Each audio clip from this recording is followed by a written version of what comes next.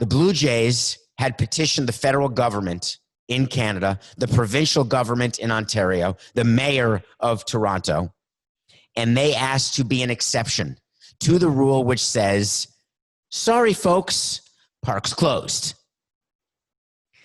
Canada's border is shut down.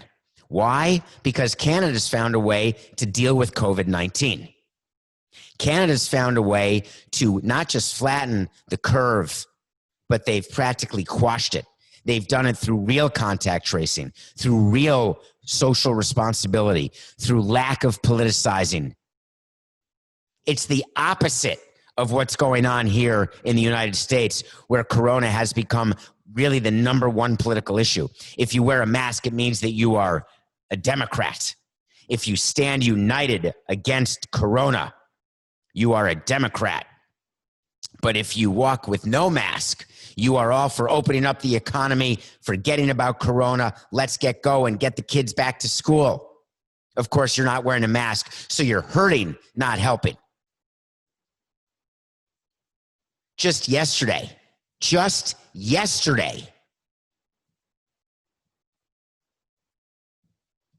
the governor of Missouri, his name is Mike Parson. He went on a radio show. The governor of Missouri, one of our 50 governors, said on kids going back to school, these kids have got to get back to school, the governor said. They're at the lowest risk possible. And if they do get COVID-19, which they will, and they will when they go to school, they're not going to the hospitals. They're not going to have to sit in doctor's offices. They're going to go home and they're going to get over it. Do you realize the problem I have with that? I want kids back in school too. I want COVID done. I want to be back in the studio at CBS. I get all of that. But the whole point is governors who are politicizing it don't get it. If the kids go back to school and get it, then they go home. What if they give it to people they live with? What about the teachers, the volunteers, the parents who are at school? It's not just about kids. What about the kids who have actually gotten very sick? This requires serious solutions. This requires understanding how to change and do things differently. It requires discipline, forethought, intelligence. The governor of Missouri is lacking, and that's not a personal attack because he said it himself. So in Canada, they figured out a way to stop this. The Blue Jays appealed to them and said, we want to have spring training at the Rogers Center.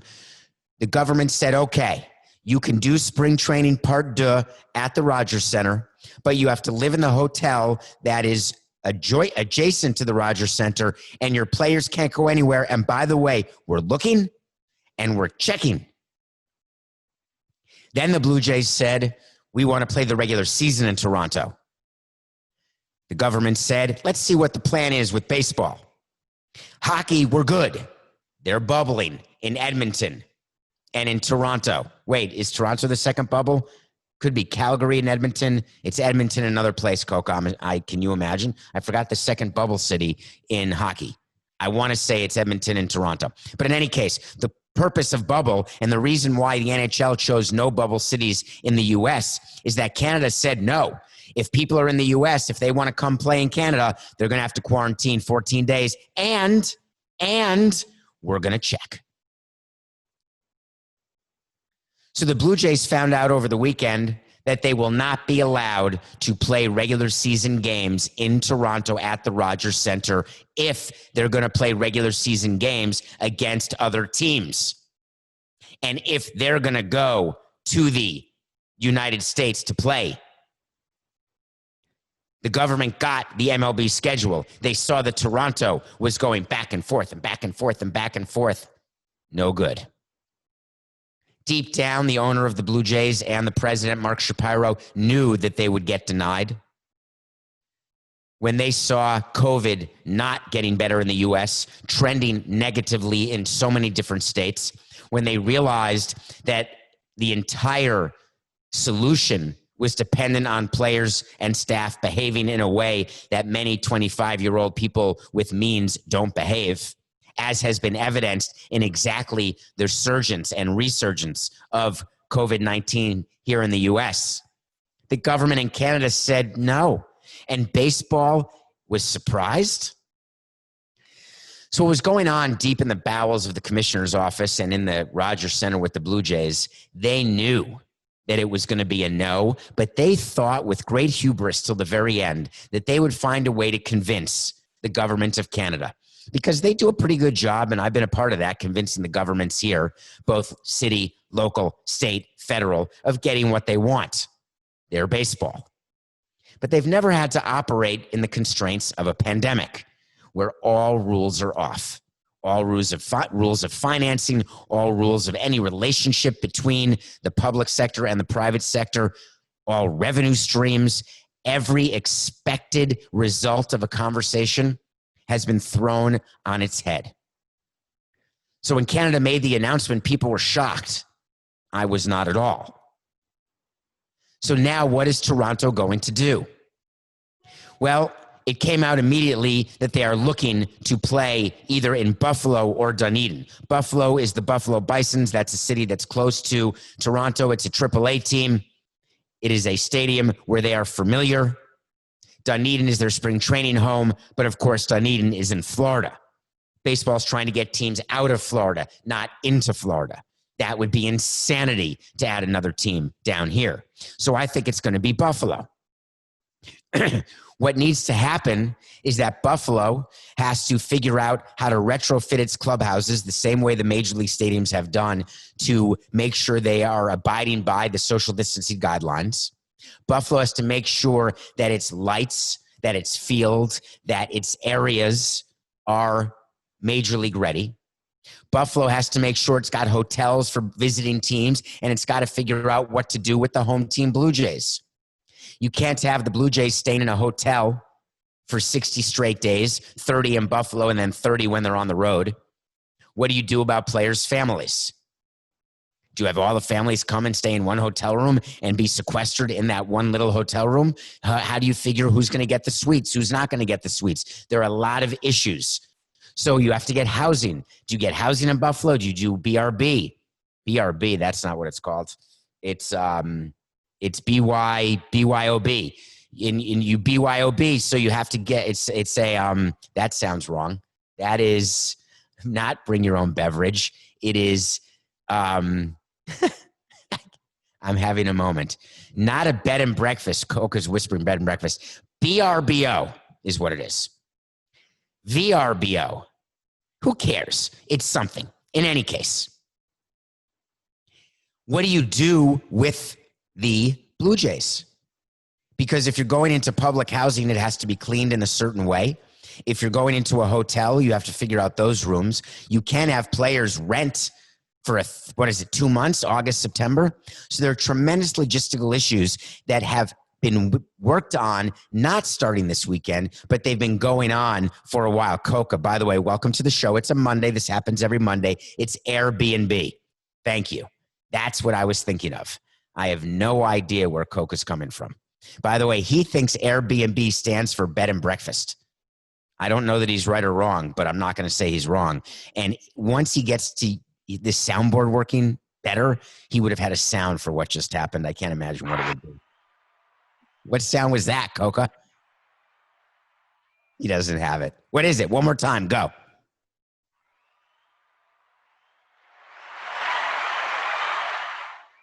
What?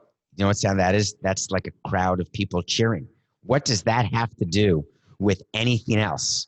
Oh, Coca's telling me that's his standing ovation for being right about bed and breakfast. You just gave yourself a standing ovation with a sound on your new soundboard that no one listening or watching Nothing Personal will be able to discern. I'd say we may have just a little bit of work to do. Okay, so what are the Blue Jays doing? I say Buffalo. Everything's going according to schedule. And then all of a sudden, the wheels came off the wagon. This weekend, the GM of the Blue Jays, a good GM who works for Mark Shapiro, who's the president of baseball operations, the president of the team, but really runs the baseball side too, came out with a quote that said that we are going to find a major league facility for these players. They deserve a major league facility. The players have come to me and said they want it, and we're going to get it done. What's he talking about? Who is going to share their facility with the Toronto Blue Jays? Well, we've heard Pittsburgh. We've heard Tampa. New York? Boston? Oakland? I tricked you. It's got to be someone on the East Coast for geographical travel purposes. Why wouldn't I offer Marlins Park forgetting the pandemic? I got enough problems keeping it clean with the Marlins. I'm using the 30 days that the team is on the road to do a deep cleaning to keep the players as healthy as possible.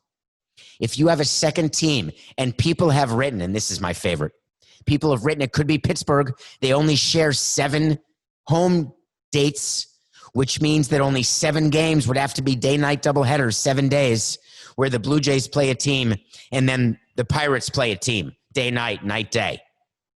It's not going to happen. You're not going to get that many afternoon games for either team because of TV.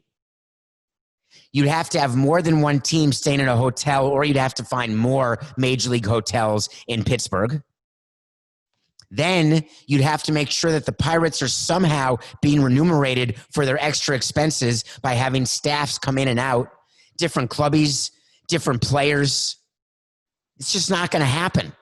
I will be shocked if the Toronto Blue Jays share a facility during this pandemic with another major league team. I called it on CBS Sports HQ the minute the story came out. I don't remember what day it was. It may have been Friday, Saturday. I can't remember. Shapiro came out with a comment saying that Buffalo is the place we spent the most time in the last 10 days. There's a lot we have to do. Some of it might get done after we start playing, but I'm confident Buffalo is a viable alternative. With the amount of resources that we would marshal if we focus solely on Buffalo, we can make it what it needs to be for us in time to play games. Really? Aren't you the same guy who just said that you want to do a major league stadium? Oh, that was your GM.